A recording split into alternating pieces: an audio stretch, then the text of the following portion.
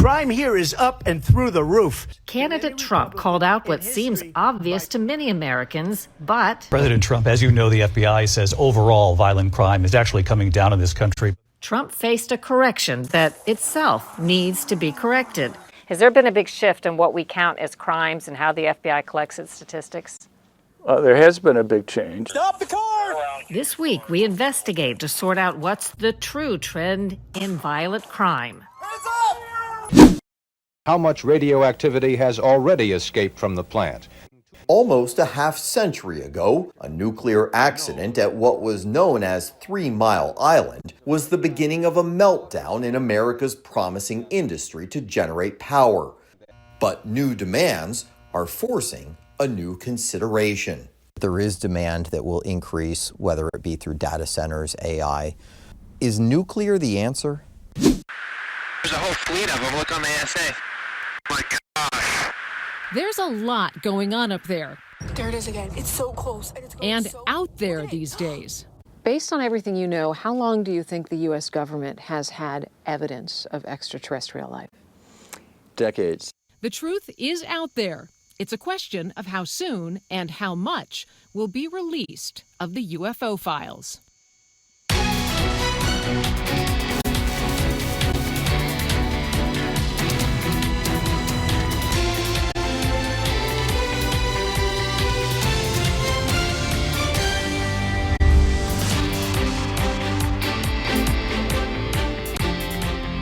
Welcome to Full Measure. I'm Cheryl Atkinson.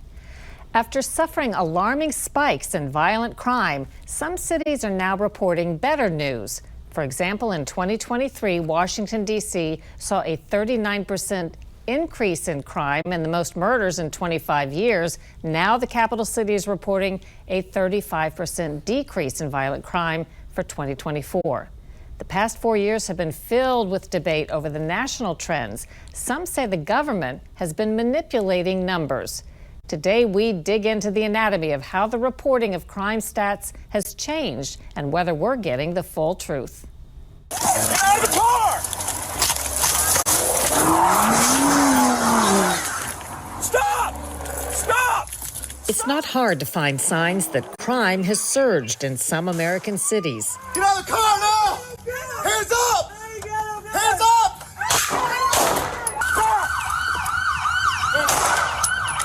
Yet many in media and politics insisted it's just a mirage, that there's actually less crime. In 2023, going into the election year, proof seemed to come in the FBI's annual crime data. The statistics showed a 2.1% decrease in violent crime in 2022 under the Biden administration.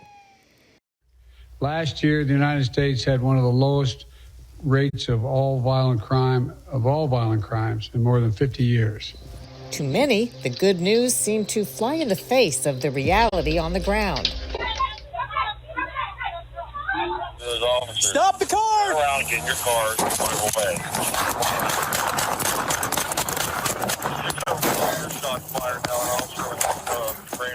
But when Donald Trump raised the issue in his debate against Kamala Harris, a moderator unskeptically declared the FBI stats to be the final word. Crime here is up and through the roof. Despite their fraudulent statements that they made, crime in this country is through the roof. And we have a new form of crime. It's called migrant crime. And it's happening at levels that nobody thought possible. President Trump, as you know, the FBI says overall violent crime is actually coming down in this country. But Vice Excuse me, President the Harris, FBI they were defrauding statements. They didn't include the worst cities. They didn't include the cities with the worst crime. It was a fraud. Just like Trump may have known something the debate moderator didn't.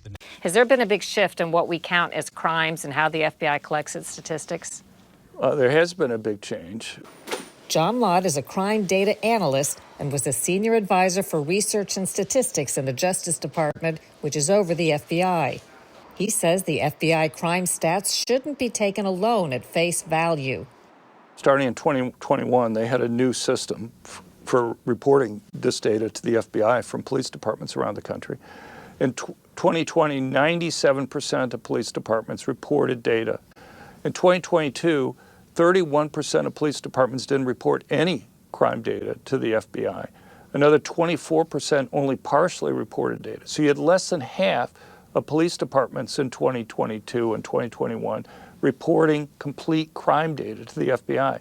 That's a huge sea change. Where there are gaps in data, Lott says the FBI does attempt to fill in the blanks. They try to guess. The question is how good of a job they do in guessing. I don't think they do a very good job in terms of guessing.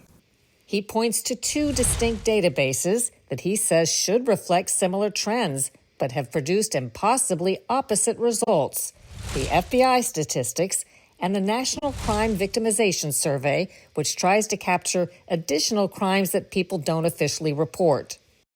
And the reason why we have this National Crime Victimization data is we know most crimes aren't reported to police. About 40% of violent crimes are reported to police, about 30% of property crimes are reported to police. Before 2020, those numbers tended to go up and down together, the reported and the National Crime Victimization data. Since 2020, they've been going in completely opposite directions. So, for example, in 2022, while the FBI showed a 2% drop in violent crime, reported violent crime, the National Crime Victimization data showed a 42% increase in violent crime. That's the largest yearly increase we've ever seen in that measure, and that's going back 50 years. Other factors that could make the crime rate seem lower than it is: short-staffed police departments with fewer officers to make arrests, and prosecutors not prosecuting some crimes. What's happened is unreported crime has increased, okay, because people say, I'm only going to report these crimes if I think the guy's going to get arrested. Based on the numbers you've seen, what would you say is the true crime trend in this country? And maybe different for violent crimes and nonviolent crimes, but what do you see in the numbers? Well, I think it's gone up tremendously, violent crime during the Biden administration. I think it's gone up by about 43% since he's been president. And I think there are two reasons why the media wants to go and kind of claim that it's going down. One is just, unfortunately, I think probably just to help the Democrats on this. But I think the other thing, and a number of Democrats have made this explicit, is they say, look, we've had many millions of illegals coming into the country, and violent crime is falling. And so they say it can't be illegals causing more crime because crime is dropping over this period of time. Which brings us to another statistical trick. A flood of studies imply illegal immigrants are more law-abiding than U.S. citizens. Our study found that immigrants are less likely to break the law than people born in the U.S. But the studies often group legal immigrants in with illegal immigrants. Now, what I've found, I did some work for the county prosecutors in Arizona a few years ago, is on their state prison system, is that you have big differences between legal and illegal immigrants. Legal immigrants seem to commit crimes at very low rates. Their share of the prison population was well below their share of the state population. Illegal immigrants, though, had a very high rate of crime, particularly very violent crime, everything from kidnappings to murders, compared to the general population that are there. Usually what happens in discussions is they mix the two together, and so then they'll get a rate that could be roughly similar or maybe even slightly below what it is for native-born Americans. And I think that's very misleading to lump those two groups together. In fact, illegal immigrants have made up a disproportionately high number of prison inmates in America, indicating they commit far more serious crimes. A decade ago, when illegal immigrants made up about 1 in 30 of the U.S. population, they accounted for a shocking 1 in 4 or 5 U.S. prison inmates, according to GAO. That included 4.9 million arrests for 7.5 million offenses, including allegations of more than 1 million drug crimes, 500,000 assaults, 133,800 sex offenses, 24,200 kidnappings, 33,300 homicide-related offenses, and 1,500 terrorism-related crimes. Nobody has tracked or updated the numbers since. Meantime, stark evidence of Lott's claims about crime going up not down under the Biden administration, seemed to emerge after that presidential debate. President Trump, as you know, the FBI says overall violent crime is actually coming down in this country. Lott discovered the FBI quietly revised its 2022 figures from a 2.1% drop in violent crime to a 4.5% increase, making a total rise of 6.6%. That includes 80,000 violent crimes that had gone uncounted, 33,000 additional robberies, 37,000 extra aggravated assaults, 7,000 more rapes, and 1,700 added murders. Have crime statistics always been politicized and maybe somewhat manipulated? I think it's gotten a lot worse in the last few years. Maybe over the last decade or so, it's gotten a lot worse. I mean, there's numbers that come out of the Department of Justice now that I just don't believe at all. We asked the FBI what accounted for the correction in their violent crime stats for 2022. Did they undercount violent crime? And why FBI trends are opposite the National Crime Victimization Survey.